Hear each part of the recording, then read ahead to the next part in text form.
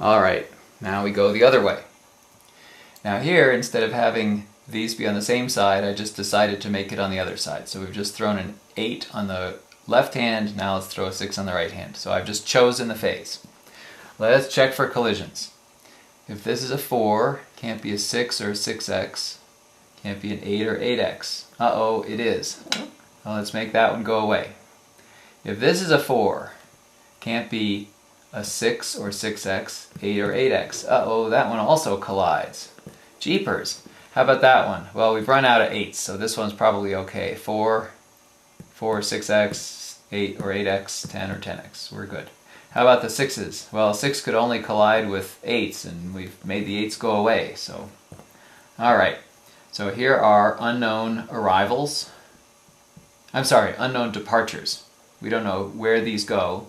And let's now figure out where all the arrivals are. So the 8x, this would be a 2, 4, 6, 8x. And there's another 8x in the next frame, which is on the other side. Now let's look at the 2's. 2 is on the right, left, left. And now let's look at these 6x's. This would be a 2, 4, 6x. So right, left, right. And here the 4, that would be a 2, there's a 4, right, left, left. Okay, so these guys look done.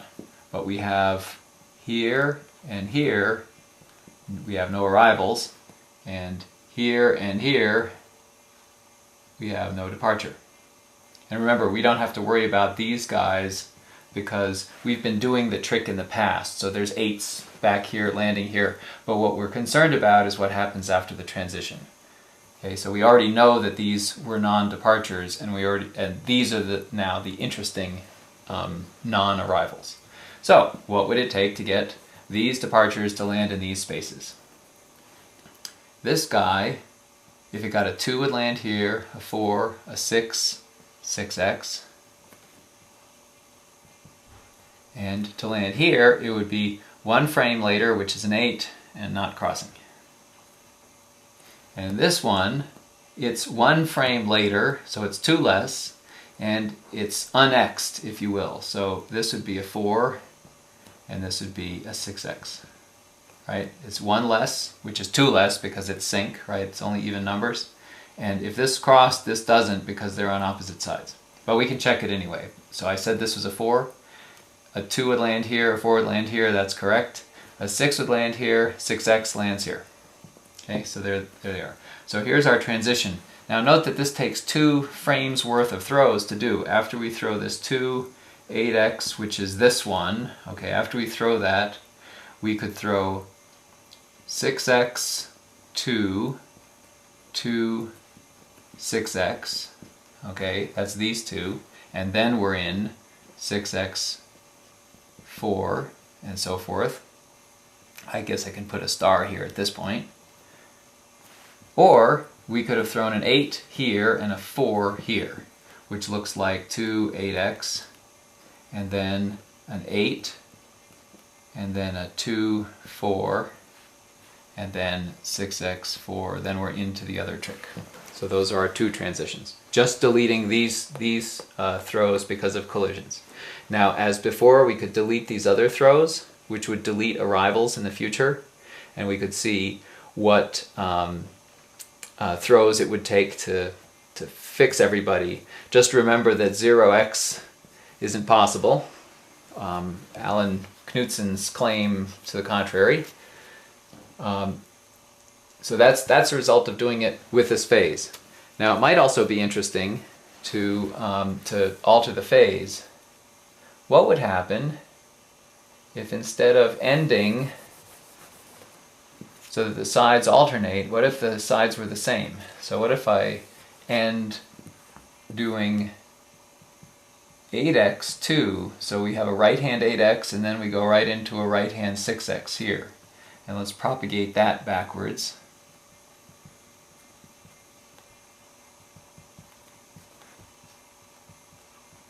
Okay? So now I've altered the phase of this compared to this. So we have the high throws on the same side 2 frames in a row at the transition. What does that do? Well, let's check for collisions.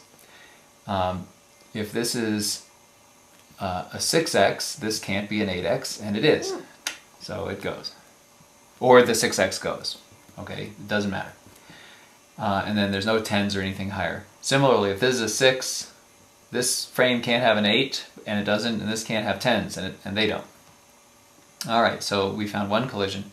And let's look at the 4. This can't be a 6 or 6x, can't be an 8 or 8x, and it isn't. Right? 4 can't be a 6, can't be an 8, can't be an 8x. So this 4 is good. Probably this one's going to be good too for the same reason. If this is a 4, can't be a 6 or 6x, can't be an 8 or 8x.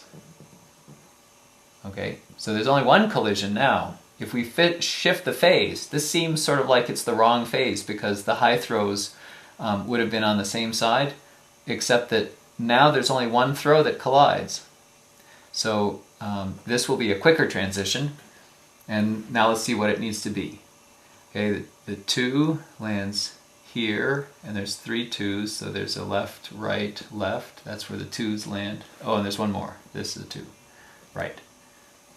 And the 8x, and 2, 4, 6, 8x, and there's 3 8x's, because I deleted that one. So there's 1, 2, 3. Now let's do the 6x's. This would be 2, 4, 6x, and the 4s, 2, 4. Okay, that's our unknown arrival right there, and here's our unknown departure right there. So in order to make that work, that would have to be a 2, 4. There you go. So if that were a 4, it would land here.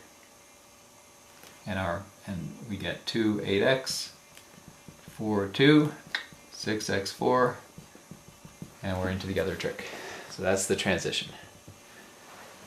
That one only costs 1 throw instead of 1 frame. There's 1 frame different from the trick instead of 2 frames different.